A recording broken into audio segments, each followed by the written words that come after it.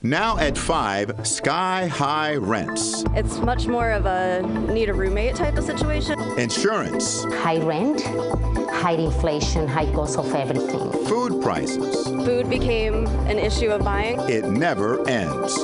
How much are you spending? Where is your money going? Tonight, CBS News Miami shows you the things you can do to stash some cash. So no, it is not your imagination. It is significantly more expensive to live in South Florida than it used to be. It sure is, but it's not just expensive, it is so expensive.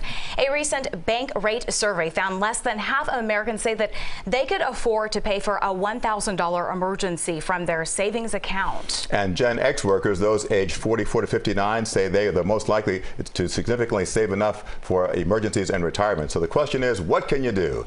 CBS News Miami's Gorchow set out to answer that very question. It's insane. It's nuts. Munchie Harbor hustles with her furry clients in Brickell. How long have you been doing dog walking here in Miami? 5 years, roughly. She's lived in South Florida for 7, moving down to South Beach first. And I had a 2-bedroom that's the same size as mine now, and I was paying $1,700. Rent rose rapidly over the years to the point where Miami now ranks among the worst cities nationally for renters. A Forbes Advisor article has Hialeah and Miami in the bottom tier, with over 60% of rent-burdened households. The U.S. Department of Housing and Development classifies it as a renter spending more than 30% of their annual income toward rent.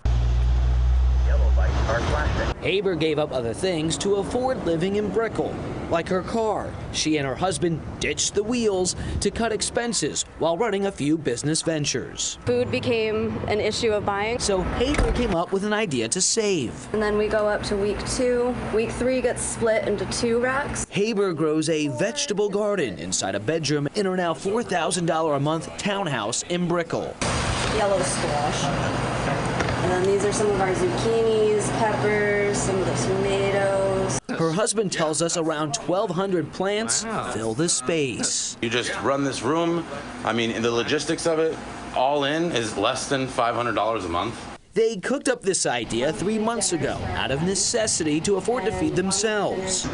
I actually rescued all of them. And her pets. Every dollar saved at the grocery store helps. Miami takes the title as the most expensive city. According to the U.S. Census Bureau's Household Pulse survey, the average household spending on groceries is $327 a week, 14% higher than the state average. Meanwhile, Florida ranks 5th nationally. High rent, high inflation, high cost of everything. Maria Castillo Dominguez serves on the board of directors of the Financial Planning Association of Miami. She works from home and, through the association, provides free financial planning advice. Very clear needs and wants. You do not have to go out to eat, right? But you need to buy groceries to eat. You need clothing, you need transportation. Dominguez suggests downloading budgeting apps to map out what you can afford to live with or without, from the cost of commuting, housing, utilities, and more. We have a very bad match in South Florida with high expenses and low salaries, which she says can make finding the right home much more challenging.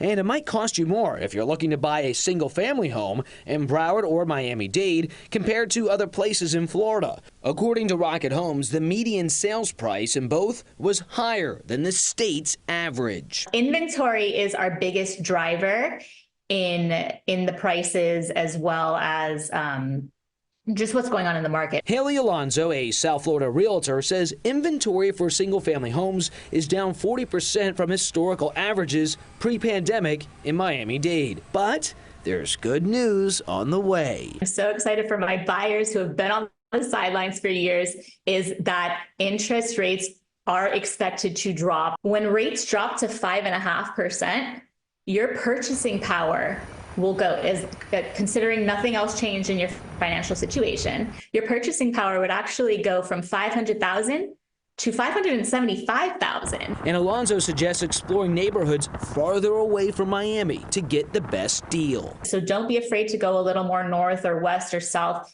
than you originally planned, because you might be able to get a lot more bang for your buck. For Haber, doing what she loves for work keeps her spirits high, hustling with her husband to afford the rising costs of staying in South Florida. You have to hustle a little bit harder, but as long as you love it, it doesn't matter.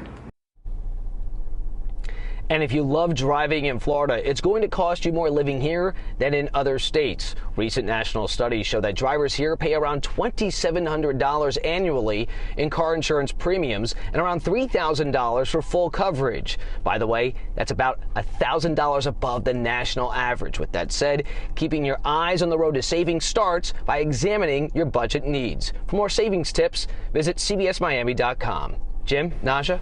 And Joe, what advice do you give to people and families already cutting back and still struggling to balance the budget?